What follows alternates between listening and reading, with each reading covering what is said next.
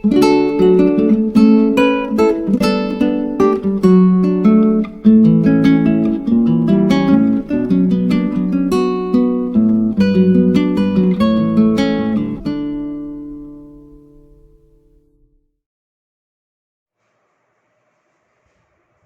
વિદ્યાર્થીઓ, સ્વાગત કરું છું તમારું. આજે આપણે નવા ચેપ્ટરમાં ચેપ્ટર નંબર 5 જેનું હેડિંગ છે આપણું સંકર સંખ્યાઓ, અંગ્રેજીમાં કહેશું એને કોમ્પ્લેક્સ નંબર. વિદ્યાર્થીઓ, તમે 10મા ધોરણ સુધી જે પણ સંખ્યાનો અભ્યાસ કર્યો છે એ ફક્ત વાસ્તવિક સંખ્યા સુધી તમે અભ્યાસ કર્યો છે. આજે આપણે વાસ્તવિક સંખ્યાથી થોડા આગળ સંકર સંખ્યા પર જવાનું છે. તો એકવાર જરા રિવ્યુ બતાવી દઉં છું બધા નંબરોનું. તમને ખ્યાલ જ છે n પ્રાકૃતિક સંખ્યા, એમાં જો આપણે 0 ઉમેરી દઈએ તો એક w બને. એમાં નેગેટિવ નંબર ઉમેરી દઈએ તો પૂર્ણાંક બને. ને એમાં જ થોડા બીજા નંબર ઉમેરીએ તો શું બનશે? q, જેને આપણે સમય સંખ્યા કહેતા હતા. યસ. અને આ તમારી અસમય સંખ્યા. એ બંનેને જો જોઈન્ટ કરો તો આખી સંખ્યા બનતી હતી વાસ્તવિક સંખ્યા, જેને અંગ્રેજીમાં કહેવાય રિયલ નંબર્સ.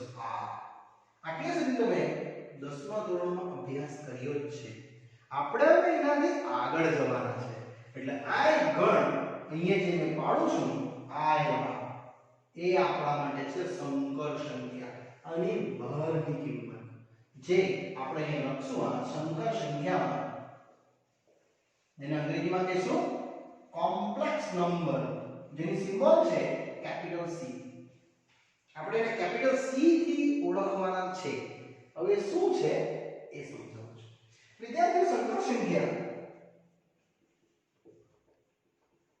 એ કઈ નથી, એકદમ સરળ છે. બે પદનો સરવાળો છે. બે પદનો સરવાળો. કયા કયા પદનો? એક વાસ્તવિક ભાગ અને એક કાલ્પનિક ભાગ. અહીંયા a + ib. i શું છે સમજાવું છું, પણ આ જે છે એ કઈ નથી. આ પહેલો એક છે વાસ્તવિક ભાગ, એટલે આટલે સુધી આખું આ બધું અહીંયા લખ્યું છે, વત્તા i સાથે અહીંયા આવશે કાલ્પનિક ભાગ. વિદ્યાર્થીઓ, કાલ્પનિક ભાગ એ શું છે જરા સમજાવું છું પછી. પહેલા તમે આટલું સમજી લેવું, વાસ્તવિક અને કાલ્પનિકનું બે ટોટલ એટલે સંકર સંખ્યા બને. જ્યાં આ જે i છે એને અંગ્રેજીમાં કહેવાય ઇમેજનરી નંબર, કાલ્પનિક સંખ્યા, જેની કિંમત છે √-1. તમે પહેલી વાર એવું જોવો છો કે નેગેટિવ ના અંદર માઈનસ હોય અને એનું મૂલ્ય અવેલેબલ છે. 10મા ધોરણ સુધી આ શક્ય નહીં હતું. અહીંયા તમારે યાદ રાખવાનું છે i બરાબર કેટલું? -1, જેનો સ્ક્વેર કરો બંને બાજુ તો i સ્ક્વેર કેટલું આવશે? -1. બે બાજુ વર્ગ. એ જ કિંમત લઈને થોડી આગળ હજુ સમજાવું છું, પછી આપણે એને ડિટેલમાં સમજીએ કે કાલ્પનિક ભાગ એટલે શું છે તે. ક્લિયર? ચાલો હજુ થોડા આગળ વધું છું. જો મેં તમને i/3 કેમ તો તમારે i² * i કરી નાખવાનું. યસ, i² કેટલું લાવ્યું આપણે? -1. એટલે વિદ્યાર્થીઓ આવશે તમારું -i. વિદ્યાર્થીઓમાં બધા આન્સર આ જ ફોર્મમાં આવશે ને? કયા ફોર્મમાં? a + ib. જો મેં i/4 કેમ તો તમારે i² નો વર્ગ લખી દેવાનો. જો i/5 કહી દો. જો 5 કહી તો તમારે i² નો વર્ગ એટલે 4 અને એક i, 5 થઈ ગયા. અને આ આવશે -1 નો વર્ગ ગુણ્યા i. ઉત્તર આવશે i. જો i ની 6 ઘાત કહી દો તો વિદ્યાર્થીઓ i² નો ઘન તમારે ગમે એમ કરીને આ જ i² બનાવવાનો અને એની કિંમત -1 નો ઘન એટલે કેટલો? -1. વિદ્યાર્થીઓ આન્સર જુઓ, -i1 -1 એ સિવાય બીજા કોઈ આવશે નહીં. ઈવન તમને i ની 100 ઘાત પણ કહીને તો પણ આ જ કરવાનું.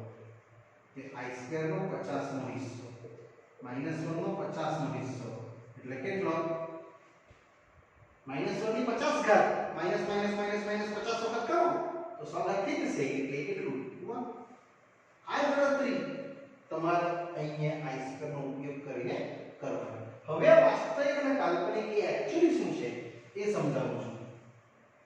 આ આપણા અક્ષો તમને જો ખ્યાલ હોય તો x અક્ષની બે દિશા હતી, એક x ધન 0 અને x ઋણ.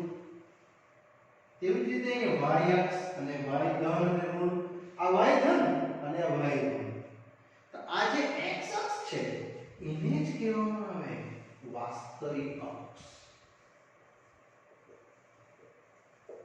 એના પરનો જે નંબર છે એ તમારો છે વાસ્તવિક ભાગ અને કાલ્પનિક ભાગ એટલે આ અને કહેવામાં આવે કાલ્પનિક ભાગ. એટલે આપણે લખવાનું છે કાલ્પનિક અક્ષ. વિદ્યાર્થીઓ આ અક્ષ પરનો નંબર એ તમારો કાલ્પનિક અક્ષ પરનો નંબર છે. ફોર એક્ઝામ્પલ a + ib મેં તમને સમજાવું. સમજો મેં અહીંયા કોઈ કિંમત લખું 2, અહીંયા 4, આ એક બિંદુ આવશે 2,4. એ તમને ખબર છે એ 2,4 કઈ નથી, એ સંકર સંખ્યાનો જ એક ભાગ છે જેને તમે લખી શકો કે ભાગ 2 + 4i. 2 એ વાસ્તવિક અક્ષનો ભાગ, 4 એ કાલ્પનિક અક્ષનો ભાગ અને i જે બતાવ્યો એ કાલ્પનિક અક્ષ સાથે જોડાયેલો ભાગ છે અને એનો પરનો બિંદુ એ તમારી સંકર સંખ્યાનો બિંદુ 2,4 એવી રીતે કોઈ બિંદુ હોઈ શકે. એટલે વિદ્યાર્થીઓ સંકર સંખ્યા એટલે શું સમજવાનું? બે ભાગનું જોઈનિંગ, વાસ્તવિક ભાગ પ્લસ કાલ્પનિક ભાગ, જેમાં i જે છે એ શું √-1 એનો વર્ગ કરો એટલે -1. આટલું યાદ રાખવાનું, આ તો પછી આપણે ડિરાઈવ કરી શકીએ. યસ વિદ્યાર્થી મિત્રો, જો આ બેઝિક કોન્સેપ્ટ આપણે સમજી ગયા હોય હવે આપણે ચાલુ કરીએ સ્વાધ્યાયના નાના નાના સી. પછી હું તમને ઉદાહરણ સમજાવીશ. ઓકે,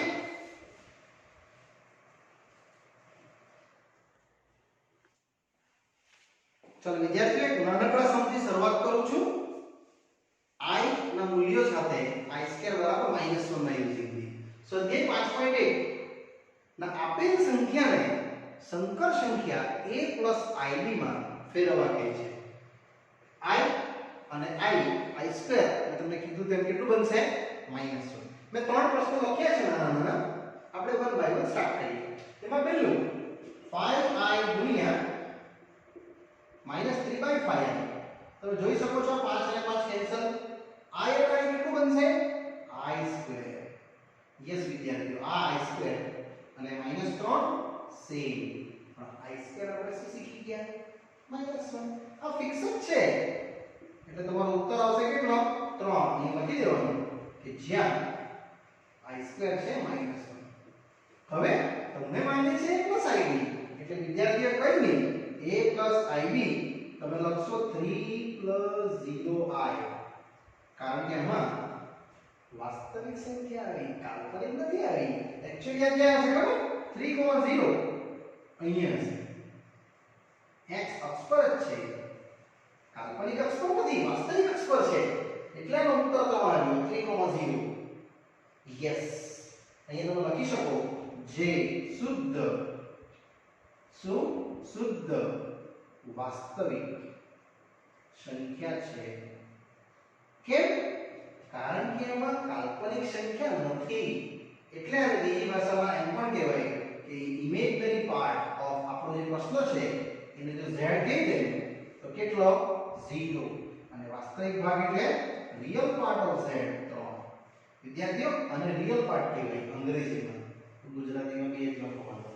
અને ઇમેજનરી પાર્ટ કહેવાય imz. એ કઈ નથી, વાસ્તવિક અને કાલ્પનિક જ છે. તમને પાઠ્યપુસ્તકમાં આટલું આપવું છે પણ આ બી તમારે લખવાનું રહેશે. અહીંયા આવી જઈએ, આ સમજો પ્રશ્ન છે z 9 ઘાત અને 19 ઘાત. તો ઈઝીલી મેં તમને કીધું તેમ પહેલા સ્ક્વેર ઘાત લખવાની કમ્પલસરી. 9 છે એટલે 4 લખીશ અને અહીંયા 1 4 × 8 એટલે 9 થઈ ગયું. સેમ અહીંયા જો i² 19 જોઈએ છે એટલે 9 9 × 18 18 × 9 = 24. 24 × 8 = 48. 48 × 9 = 120. 120 × 8 = 180. 180 × 9 = 120. 180 × 18 = 180. 18 ને 19 એટલે ટોટલ આવશે તમને -1 ની 4 ઘાત i -1 ની 9 ઘાત i એટલે આ આવશે તમારું i જો -9 ઘાત કેટલી થાય -1 એટલે ટોટલ આવશે તમારું 0 एक्चुअली 0 નથી એ આ છે a ib 0 0 i આટલો પ્રશ્નનો ઉત્તર આવે એનો મીનિંગ શું એનો મીનિંગ આ વાસ્તવિક અને કાલ્પનિક બંને શૂન્ય એટલે તમે અહીંયા છો આ જગ્યાએ બીજું કઈ નથી વાસ્તવિક પણ શૂન્ય કાલ્પનિક પણ શૂન્ય એટલે તમારે રિયલ પાર્ટ ઓફ z અને ઇમેજનરી પાર્ટ ઓફ z લખવું હોય તો બંને લખશું કેટલા શૂન્ય આ વિદ્યાર્થી તમારો ઉત્તર આવ્યો એટલે સુધી તો સેમ જ છે ખાલી આ તમારે સમજવા માટે વાસ્તવિકમાં કાલ્પનિક આપણે એ લીધું છે આને કોઈ સમજો કે z છે નંબર i ની -39 ઘાત ગમે તે હોય તમારે તો i સ્ક્વેર લખવાનું 39 છે એટલે 40 ની નજીક 19 દુનિયા 38 અને 39 એક અહીંયા માઈનસ લખી દેવાનું એક માઈનસ અહીં લખી દેવાનું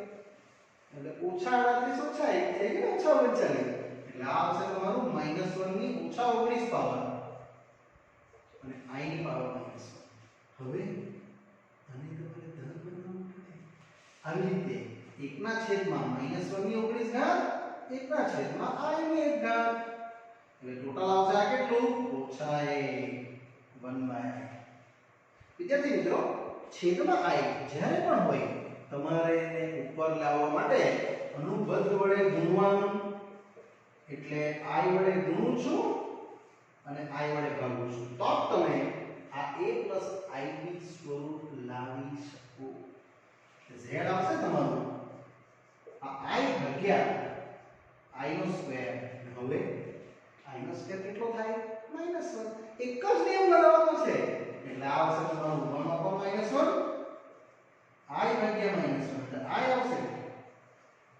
એ i એટલે તમે લખશો ને 0 + 1i વિદ્યાર્થી આને જ કહેવાય a + ib સ્વરૂપ એટલે x અક્ષ પર 0 y અક્ષ પર 1 એટલે તમે અહીંયા હશો આ જગ્યાએ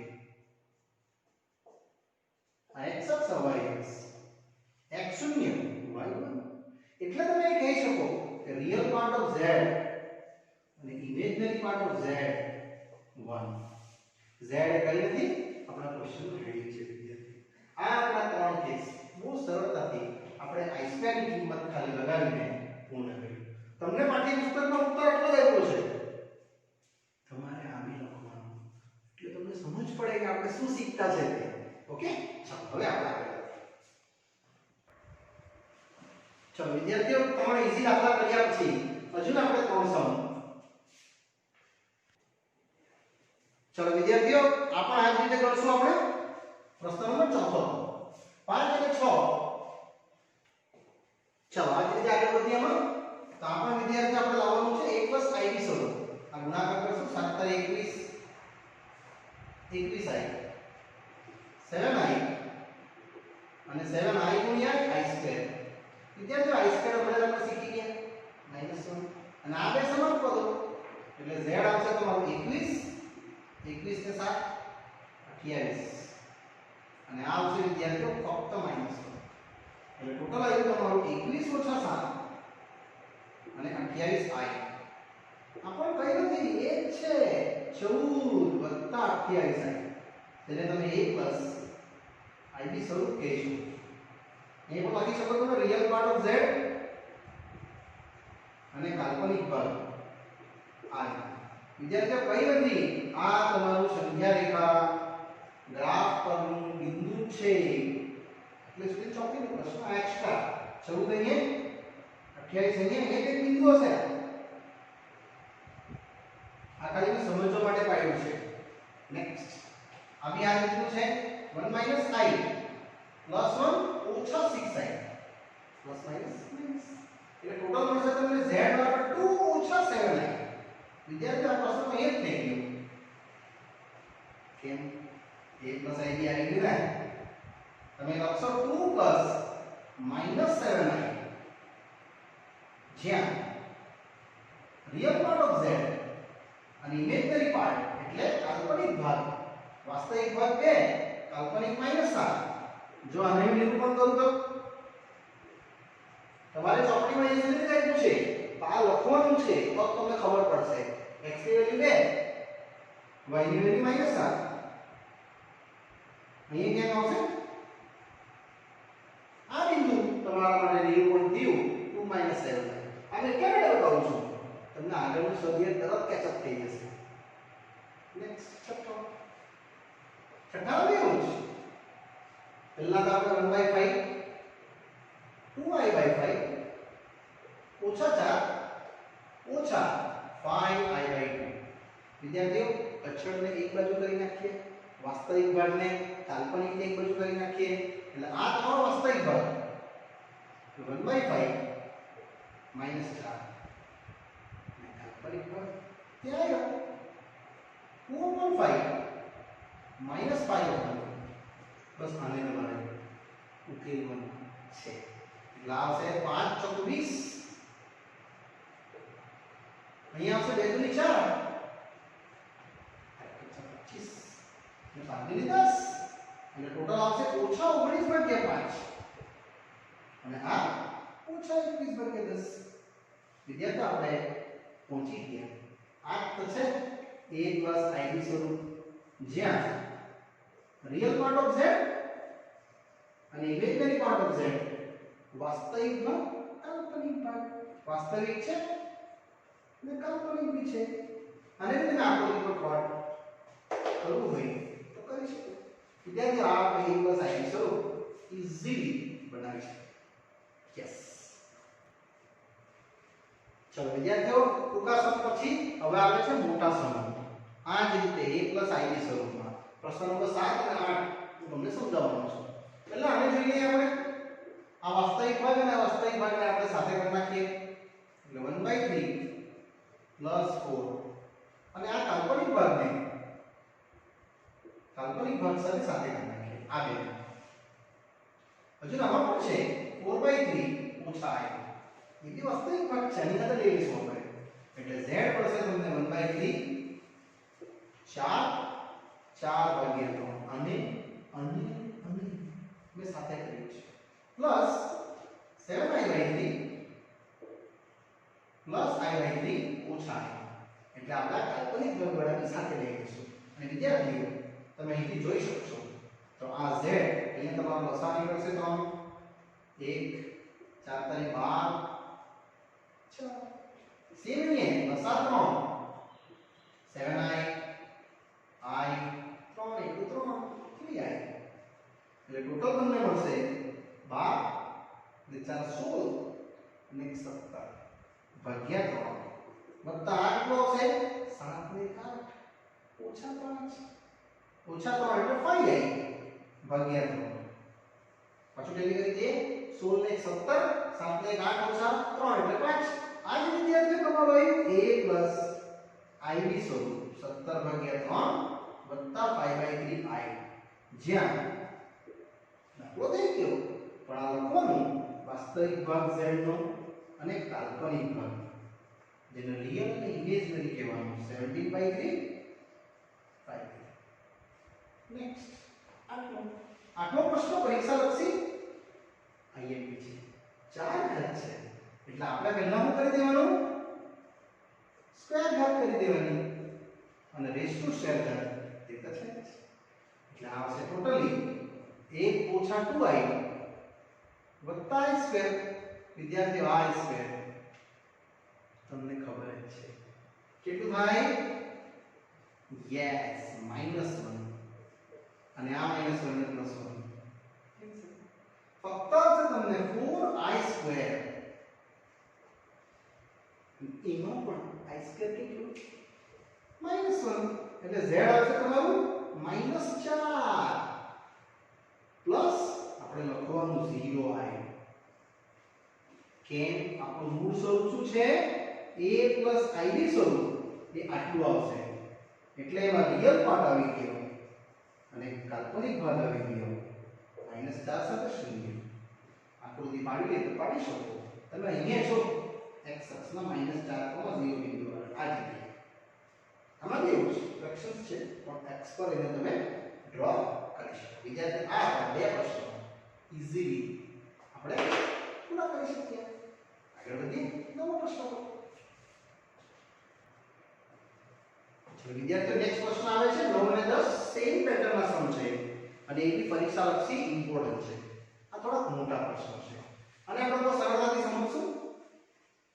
ઘન છે એટલે તમને સૂત્ર ખ્યાલ હોય તો a + b નો ઘન એ ઘન + b ઘન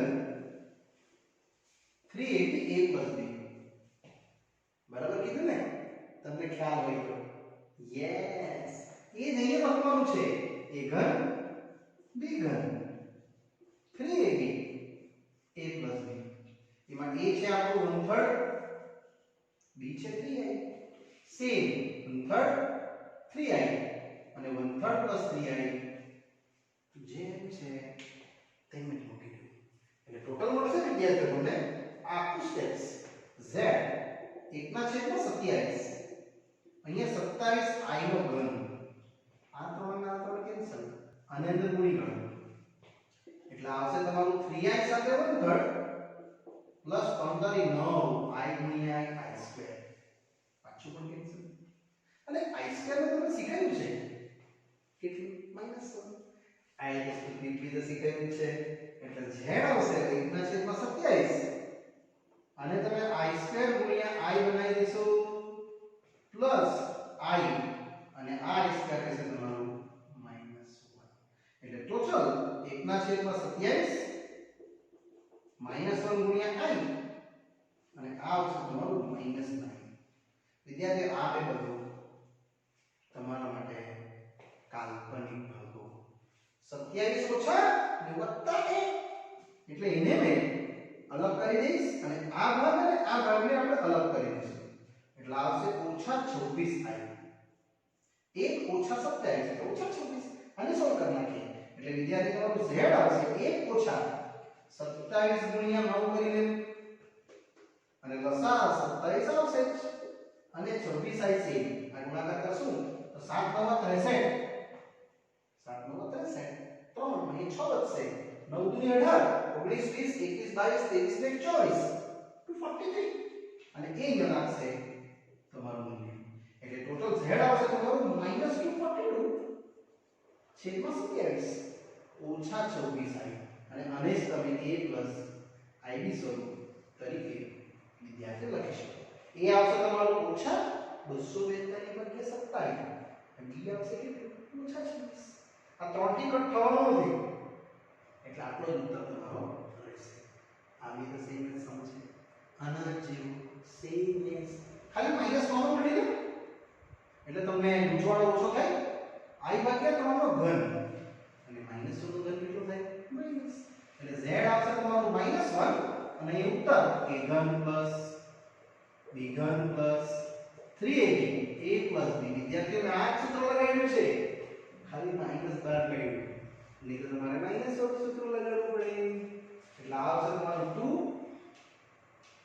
/ 3 2i / 3 અને એ 2 + i / 3. હવે એને તમે સિમ્પ્લિફાય કરો આ 3 ને આ 3 કેન્સલ. યસ એટલે ટોટલ z આવશે તમારું -1 2 નો ઘન 8 આવશે i નો ઘન છેદમાં 27 પ્લસ આ રહેશે twice i 2 + i / 3 અને વિદ્યાર્થીઓ તમે સિમ્પ્લિફાય કરશો એક નાનકડા પદમાં એટલે 8 આખું ચેપ્ટર બહુ ઈઝી છે કે આ ચેપ્ટરમાં કાંઈ નથી કરવાનું ખાલી બસ i² ની કિંમત મૂકવાની માઈનસ એટલે આવશે તમારો i ઘન i² ગુણ્યા i અને ગુણી કાઢીએ 2 * 4i વત્તા 2i² ભાગ્યા 3 એટલે ટોટલ મળશે તમને 8 -1 ગુણ્યા i ભાગ્યા 27 અને આ સેમ જ 4i આ -1 ભાગ્યા 3. હવે વિદ્યાર્થી આ અને આ બે વાસ્તવિક ભાગો કહેવાય.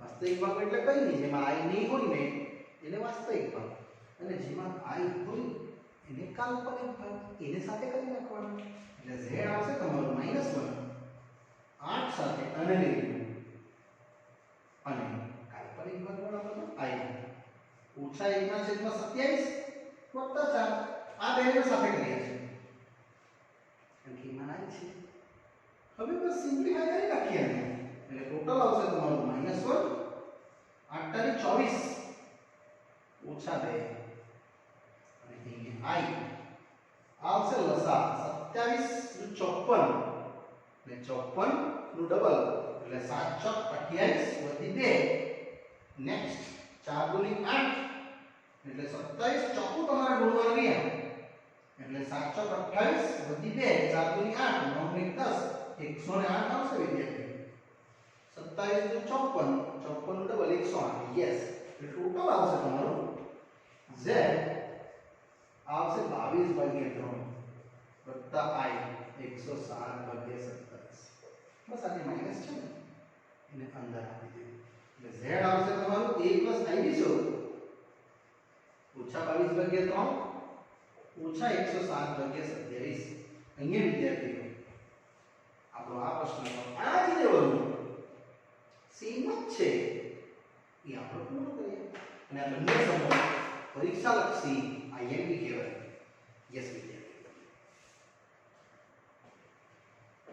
ચાલો વિદ્યાર્થીઓ 10 પ્રશ્ન કર્યા બાદ અહીંયા હું સ્ટોપ કરું છું આ પાઠ નવો પાઠ આવે છે ન્યૂ ટોપિક્સમાં એટલે અહીંયા પાઠ અટકાવું છું અને આગળનો અભ્યાસ વિદ્યાર્થીઓ નેક્સ્ટ પાર્ટમાં આપણે નેક્સ્ટ પાર્ટમાં જોઈશું જે સ્વાધ્યાયના નવા ટોપિક સાથે આપણે પ્રશ્ન નંબર 11 થી નેક્સ્ટ પાર્ટમાં અભ્યાસ કરીશું ઓકે 10 રજા આપશો બાય બાય